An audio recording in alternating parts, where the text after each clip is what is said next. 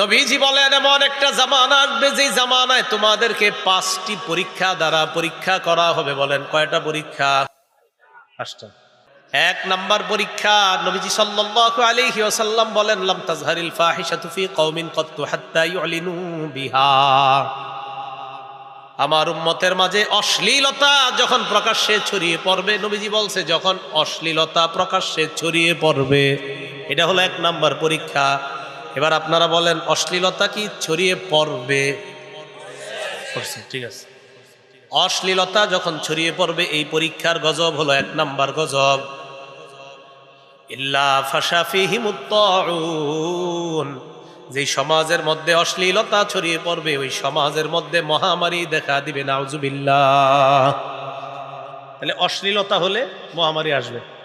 এখন যদি কখনো বলেন হুজুর মহামারী থেকে বাঁচার কি উপায়, তো হুজুরা কি বলবে বলেন তো? অশ্লীলতা ছেড়ে দেন, মহামারী থেকে বাঁচবেন, সোজা হিসাব।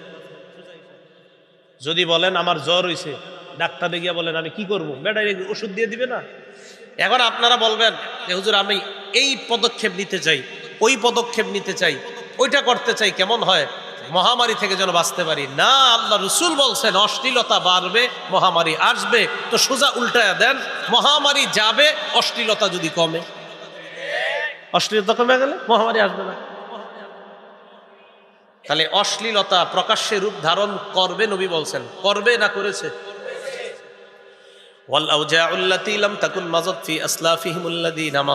এমন এমন রোগ আসবে যে রোগের নাম অতীত জামানার মানুষ কখনো শুনে নাই।